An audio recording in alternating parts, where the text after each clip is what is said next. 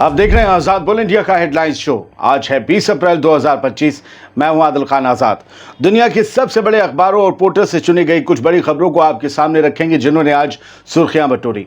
इस शो में आज आप देखेंगे लेबनानी फौज ने पहली बार इसराइल पर होने वाला रॉकेट हमला किया नाकाम, शक की बिना पर कई लेबनानी गिरफ्तार, हथियार जब्त। गजा के अल-तुफ़ा इलाके में हमास का कॉम्प्लेक्स ऑपरेशन, इसराइली हमवी और टैंक्स को बनाया निशाना। अल-कस्साम ब्रिगेड ने गजा में 30,000 नए फाइटर्स को किया भर्ती, एक इसराइली फौजी हलाक। इसराइली फीमेल फौजियों को लेकर भी आई बड़ी खबर। यमन पर अमेरिका के हमले हुए तेज, 10 यमनियों की मौत और जख्मी होने की खबर। चीन ने टैरिफ वॉर में अमेरिका को दिया झटका, सबसे आलीशान सामान लौटाया वापस। यूक्रेन रूस के बीच ईस्टर सीजफायर हुआ फेल, 1300 से ज्यादा बार हुए दोनों तरफ से हमले। और अमेरिका की हथियार एक्सपोर्ट पॉलिसी पर भड़का नॉर्थ कोरिया। उधर ट्रंप की पॉलिसीज के खिलाफ उबल पड़ी अमेरिकी आवाम, पूरे मुल्क में 700 रैलियों के जरिए निकाला गुस्सा। गुड इवनिंग, करते हैं शुरुआत इस शो की। लेबनान की फौज ने नवंबर के सीजफायर के बाद पहली बार इसराइल पर होने वाले एक रॉकेट हमले को फेल कर दिया है। पहली बार लेबनानी फौज के मुताबिक सीदोन शहर के इलाके में एक फ्लैट पर छापा मारा गया। यहां से रॉकेट और लॉन्च पैड और दूसरे हथियार बरामद हुए और कई लोगों को गिरफ्तार किया गया जो इस हमले की साजिश में शामिल थे या जिन पर शक है। आर्मी ने अपने एक्स अकाउंट से इस हथियारों की तस्वीरें भी शेयर की हैं। पिछले हफ्ते भी लेबनीज आर्मी ने कुछ अफराद को गिरफ्तार किया था जिन पर मार्च में इसराइल के नॉर्थ में रॉकेट हमला करने का शक है। हिजबुल्लाह के खिलाफ वैसे भी लेबनान की हुकूमत ज़रा सख्त कदम उठा रही है। हिजबुल्लाह से हथियार डालने को कहा जा रहा है, लेकिन आहिस्ता आहिस्ता। लेकिन इसके अलावा और तमाम जो एक्टिविटीज़ लेबनान की हुकूमत और आर्मी ने तेज़ कर दी हैं, क्योंकि पिछली बार जब रॉकेट दागे गए थे इसराइल का तो कोई नुकसान नहीं हुआ था, लेकिन इसराइल ने हैवी बमबारी करके कुछ लोगों की जान भी ली थी और बड़े इंफ्रास्ट्रक्चर तबाह कर दिए थे। इस सब से अब लेबनान की हुकूमत बचना चाहती है। लेबनान की हुकूमत, लेबनान की आर्मी चाहे जो कुछ भी कर ले, लेकिन इसराइल तो लेबनान पर हमले करता रहेगा। दूसरी खबर यही बता रही है। इसराइली ड्रोन ने साउथ लेबनान में एक गाड़ी को फिर निशाना बनाया जिसमें 2 लोगों की मौत हो गई। हिजबुल्लाह से जुड़े लेबनीज अखबार अल अखबार के मुताबिक ये ड्रोन स्ट्राइक इतवार को हुई। आज इसराइली मीडिया ने IDF सोर्सेज के हवाले से बताया कि इसराइली एयरफोर्स ने यह हमला तब किया जब गाड़ी में मौजूद दोनों शख्स हिजबुल्लाह के लड़ाकों के तौर पर पहचाने गए। जब उनकी शिनाख्त हो गई कि ये हिजबुल्लाह के फाइटर्स हैं तो IDF ने कहा कि हमने हमला कर दिया। हालांकि ये हिजबुल्लाह के लोग थे या फिर आम लोग थे, ये अभी क्लियर नहीं हो सका है। बातचीत करवाने वाले अब बातचीत से थक चुके हैं। कतर के चीफ निगोशिएटर ने गजा में सीजफायर के लिए चल रही बातचीत पर नाउम्मीदी का इजहार किया है। ये पहली मर्तबा है। AFP को एक इंटरव्यू दिया मोहम्मद अल खुलैफी ने, ये चीफ निगोशिएटर्स में शामिल हैं। इन्होंने कहा कि हमें इस प्रोसेस की स्लो स्पीड से बहुत फ्रस्ट्रेशन हो रही, बड़ी उलझन हो रही है, बड़ी चिड़न हो रही है। ये एक इमरजेंसी है, हर गुजरता दिन किसी की जिंदगी ले रहा है। अगर ये मिलिट्री ऑपरेशन इसराइल का चलता रहा तो और लोग गजा में मारे जाएंगे।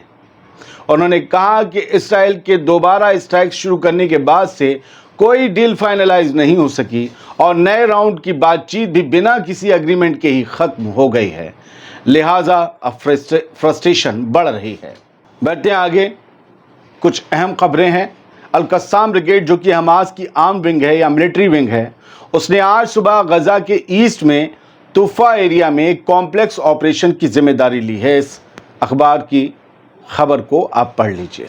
तस्वीर आप तारीख देखा करें और हेडलाइन देखा करें, फिर सर्च कर लिया करें, आपको तस्दीक हो जाएगी। इस ऑपरेशन में पहले एक इसराइली हमर पर एंटी आर्मर रॉकेट से हमला किया गया।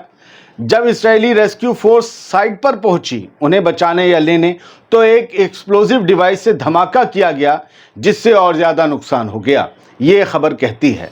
अल-कस्साम ब्रिगेड ने अलग से भी कुछ इसराइली मिलिट्री व्हीकल्स को टारगेट करने का दावा किया है। इस दावे के मुताबिक एक मर्केवा टैंक और एक D9 बुलडोजर को एक हो रही है, 4, 5, 7, 8 मैं नहीं बोलूंगा, जो लिखा बोल रहा हूं। एक टैंक, एक D9 बुलडोजर को अल यासीन 105 मिसाइल से अल-तुफ़ा इलाके में निशाना बनाया गया है। ये हमास की अल-कस्साम ब्रिगेड का कहना है। ये सब क्लैशेस ये दिखाते हैं कि रेजिस्टेंस अब भी गजा के अंदर एक्टिव है और एंटी आर्मर वेपन्स का इस्तेमाल कर रहा है। ये खबर पैलेस्टाइन क्रॉनिकल के हवाले से आपको दिखाई। palestineChronicle.com फ़िलिस्तीन की खबरें छापते हैं, फ़िलिस्तीन की वेबसाइट है। क्या आपको इस पे एतबार है? बढ़ते आगे, सऊदी न्यूज़ चैनल अल अरेबिया ने रिपोर्ट की है कि हमास के military wing is Al Deen Al Qassam brigade ने गजा से 30,000 जवान फाइटर्स को भर्ती किया है, नौजवान फाइटर्स को। रिपोर्ट के मुताबिक इन लड़ाकों को सीक्रेट मिलिट्री कैंप्स में ट्रेनिंग दी गई थी ताकि वो इसराइल के ड्रोन्स और फाइटर जेट्स की नज़र से बच सकें, जहां उन्हें बारूद लगाने जैसे हुनर सिखाए गए, एक्सप्लोजिव्स कैसे धमाका करना, ये सब सिखाया गया। लेकिन ये भी कहा गया है कि इनमें ज़्यादातर लड़ाकों के पास प्रोफेशनल मिलिट्री ट्रेनिंग का एक्सपीरियंस नहीं है, क्योंकि बहुत कम वक्त में ये तैयार किए गए हैं और इन्होंने अभी तक कोई फाइट भी नहीं की है। रिपोर्ट में ये नहीं बताया गया कि ये रिक्रूटमेंट, ये भर्ती कब हुई, लेकिन ऐसा लगता है कि ये रीसेंट वॉर पीरियड के दौरान का जिक्र है। इनमें से वो लोग भी हो सकते हैं, इन नए लड़ाकों में से, जिन्होंने इस्राएली हमलों में अपनों को खोया है। अब कुछ खबरों का दौर यहाँ से शुरू होता है। जो हमने आपको बताया था पीछे, उसके ये फ़ोटो आया है। अभी इसमें एक और ख़बर है, पहले आप इस फ़ौजी का फ़ोटो देख लें। इजरायली फ़ौजी था, कल ये निशाना बन गया अल कस्साम ब्रिगेड का। Israeli soldier killed in Hamas attack in first since collapse of Gaza ceasefire. जब से गजा का सीज फायर ख़त्म हुआ है, ये पहला फ़ौजी था, इसराइल का कहना है, इसराइली मिलिट्री का, जो मारा गया है। इससे पहले 8, 10, 12, 16, 18 की जो खबर आपने सुनी होगी, वो किसी अखबार में नहीं है। ये और बात है, मैं क्लियर कर दूं कि इसराइल तादाद कम करके बताता है, लेकिन फिर भी जो उसने डिक्लेयर किया है वो एक फ़ौजी किया है।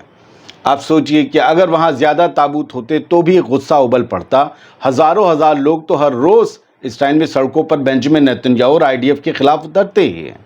खैर, तादाद तो कम बताई, कुछ ज़ख्मियों की हमने आपको बीच में बताई थी, अस्पतालों में भर्ती बहुत हुए थे, इन्होंने कम बताई। लेकिन इस एक सोल्जर के मारे जाने का ऐलान खुद IDF ने किया है। ये वारंट ऑफिसर था, गालिब सुलेमान अल नसासारा ऐसे करके नाम था। ये मारा गया और 5 और लोग ज़ख्मी हो गए। इसमें से 3 फीमेल ट्रूप्स भी हैं, यानी 3 औरतें भी हैं, लड़कियां भी हैं जो फ़ौजी हैं इसराइल की। खैर, ये इसकी खबर द जेरूसलम पोस्ट ने भी दी है। 2 फीमेल IDF सोल्जर्स वोंडेड इन डेडली नॉर्दर्न गजा इंसिडेंट। उधर 3 बताया, इधर 2, इसलिए 2 कि ये 2 फ़ौजी थी और इनमें से जो तीसरी थी वो फ़ौजी नहीं, उसका काम शायद ट्रैकर का था, वो भी घायल हुई है। और ये बताया गया है कि ये जो फ़ौजी मारा गया है मर्द इसराइल का, वो इन दोनों खातून को, इन दोनों इसराइली फीमेल सोल्जर्स को बचाने के चक्कर में मारा गया है। CWO जो था, जो मारा गया। खैर, गज़ा में लोगों की शहादतों का सिलसिला जारी है इसराइली बमबारी में, और ये ख़बर 20 अप्रैल की बताती है अनादोलू की, कि गज़ा में मरने वालों का, शहादतों का जो आंकड़ा है 51,200 के पार पहुंच गया है।